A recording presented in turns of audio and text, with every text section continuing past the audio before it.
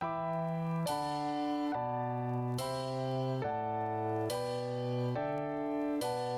back to the Redraft Show, Waivers edition. We're here for Week 3 waivers. Beat your league mates to the waiver wire. And we've got a brief bit of news to get into today. But before we get into that, I wanted to let you know that this show is brought to you by ProfitX, the #1 peer-to-peer sports prediction market out there in the entire universe, multiverse, stratosphere, globosphere, Earth is flat, whatever.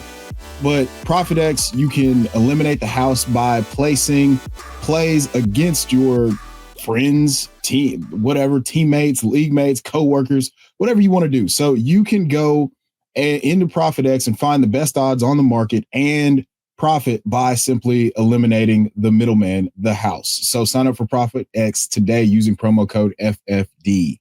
Now, before we get into the waivers and the moves to make, we've got to get into a bit of the news. Obviously, we've got a bit of landscape shifting quarterback news in that Justin Fields is out with a concussion or left Sunday's game. No, I'm kidding. So we did find out that Joe Burrow is going to miss at least 3 months with a grade 3 turf toe. Surgical intervention is needed. So he's going to be out for the next 3 months, which brings us to our first quarterback pickup, which is going to be Jake Browning. Jake Browning filled in admirably for Joe Burrow in the past. Now there is a rumor that has been perpetuated by Mike Garafolo on the Twitter X that they could be interested in trading for Jameis Winston. So that's a situation to keep your eye on. Jake Browning, Jamar Chase finished as the wide receiver 12 on the season with Jake Browning starting the last, I believe, 7 games of 2023. So Jake Browning, who's currently 0% rostered, is a quarterback that you would be interested in. Now, on the flip side, I did mention Justin Fields first. Justin Fields is currently going to be in the concussion protocol. We know he's in the concussion protocol, which you could pick up Tyrod Taylor, but honestly, I don't.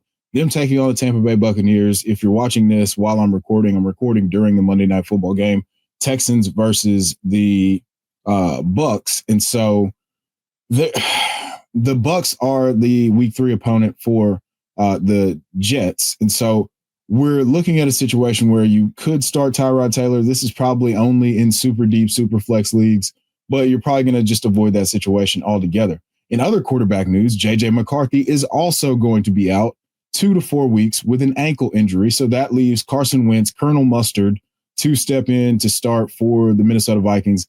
Results may vary with that. I mean, the Vikings do get a much softer matchup. They get a home matchup with the Cincinnati Bengals, who will be featuring Jake Browning. So this game goes from potential young stud first round pick in JJ McCarthy versus Joe Burrow to Jake Browning versus Carson Wentz.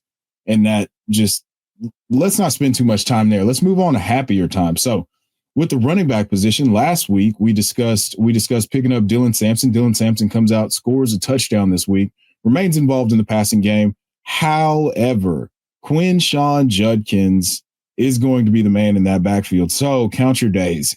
If you're in a shallow league with shallow roster spots, I think that after this week, Dylan Sampson and Jerome Ford could be drop candidates because it is going to be the Quinshon Judkins show.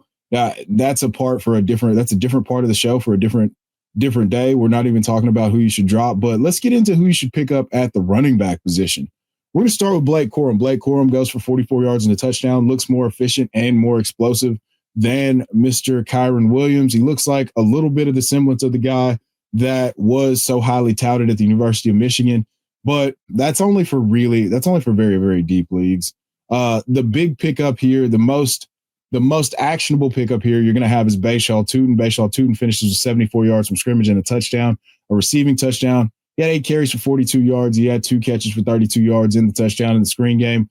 We know that Liam Cohen's offense is going to be heavy in the screen game. So when we're talking about a guy who now has no Tank Bigsby to compete with, he's just competing with fellow rookie LaQuint Allen for touches, and he's got the 4.32 speed that everyone is so jazzed up about. Yes, 1,000%. This is not a drill. You should be paying attention to Bhayshul Tuten now. He does have some sort of role, and we're going to get him involved moving forward. So this is a guy who I would spend a significant 15 to 20% of my fab just in case, something happens to Travis Etienne and we could get him getting more touches than we anticipated early in the season. Moving on, also, we've got Cam Skattebo. Cam Skattebo did handle the majority of the work and score a touchdown this past week. Tyrone Tracy, I wanted to call him Rachaad White.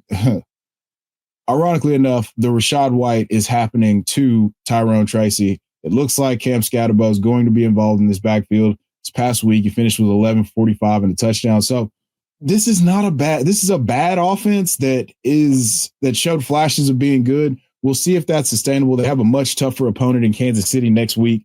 And then moving on to the wide receiver position, you've got Wan'Dale Robinson, who is coming off of a monster game where he had 142 yards receiving.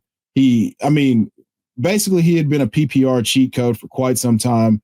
And now he had 170 air yards. And this doesn't seem sustainable, but look, it could be so much worse. So keep Wan'Dale Robinson in your crosshairs for waivers this week, especially in full PPR formats. Another guy that I wanted to make sure I brought to your attention was Tyquan Thornton. Tyquan Thornton, going back to training camp, has had this rapport on deep balls with Patrick Mahomes. Now, Patrick Mahomes is comfortable looking for him down the field. Now, actually putting the ball where Tyquan Thornton can catch it, he was a few yards away from an absolute monster nuke of a day. And a week after we got 99 yards on 16 targets from Hollywood Brown, we almost had a monster fantasy breaking day for Mr. Tyquan Thornton. So this is a guy that you need to be looking at in your lineups because of the fact that New York plays a ridiculous amount of single high coverage, leaving for man-to-man single coverage opportunities. Tyquan Thornton is a guy that you definitely need to be paying attention to. Now, moving quickly through some of the other names that you're going to want to consider. Troy Franklin. All right. This is Troy Franklin. This is not a drill. Troy Franklin walked so Pat Bryant could fly. All right. And Pat Bryant isn't flying right now. You know who's flying? Troy Franklin. Troy Franklin finished with 24 fantasy points in full PPR. I'm really excited for this. He had 9 targets, if I'm not mistaken. And this is not a drill, man. This is going to be something that I feel like his role is only going to continue to grow as the Broncos, I feel like, figure out what they to be as an offense. So don't sleep on Troy Franklin. Elic Ayomanor is another guy that you really need to be, you've got to have on your radar at this point. This is big, strong, fast, physical, popping off the screen. He has clear chemistry with Cam Ward, and they have to figure out something in the passing game. This team has been one of the most anemic that you could possibly imagine through the air. A couple guys that are only rostered in 3% of leagues that you need, less than 10%. We'll say that because there's a 3%, an 8%, and a 3%. Dontayvion Wicks, okay? Dontayvion Wicks, they're going to take on the Cleveland Browns this week with Jaden Reed being out with the broken collarbone. That's going to open up opportunities. We think that it's going to be Matthew Golden first, but we have no idea. And the Packers do like Dontayvion Wicks, despite what we think about his ability to catch footballs. Moving down the list, we've got Tory Horton. Tory Horton takes on the New Orleans Saints, and they're going to be at home. Tory Horton caught 4 passes for 32 yards and a touchdown. He is starting to flourish and earn a role and trust from Sam Darnold, which is crucial. So definitely 8% rostered. This is a guy that you're turning over that last roster spot, trying to turn it into something meaningful. This is a guy that you need to. And I don't believe in this guy as much, but it's definitely worth a shot at this point. We're talking about Hunter Renfrow, 3% rostered. He catches 2 touchdowns last week. I think that's where the bulk of his production comes from, but you definitely want to make sure that you are aware of what's going on there. Now, moving on to the tight end position. Well, I told you last week, we needed to be paying attention to Juwan Johnson because he is actually doing full on tight end things. He ran 96% of the routes. Well, we're back again. He's still 65% available. You didn't listen, and he ran 93% of the routes. He finished with 549 and a touchdown after dropping a touchdown in week 1. So you need to go get Juwan Johnson. This is a real tight end. This is a guy who's got guaranteed volume. Another 9 targets this past week. That makes 20 in 2 games. So ignore him if you want to. This is a potential league winner or a guy that adds a ceiling component to your lineup that you didn't have before. And less so, Harold Fannin Jr., he's getting the utilization, but I still think if I had to prioritize it, I would be prioritizing Juwan Johnson over Harold Fannin Jr. And guess what? I would be prioritizing Zach Ertz over Harold Fannin Jr. as well. Currently 50% available in ESPN leagues and on Sleeper. So you need to have Zach Ertz. He's consistently flashing that he's going to be a part of the offense. I don't know. You can't visibly see his age on the field. So why would you care? You just care about the fantasy points that are going into your lineup, whether they're coming from, a guy who was born in the 2000s or a guy who was born in the 1990s. So definitely want to be paying attention to and make sure you're rostering Zach Ertz. Now, before we get out of here, I'm going to give you some guys that you need to drop, and we're going to move through this really quickly. Okay. So stay with me. Eyes, lock in.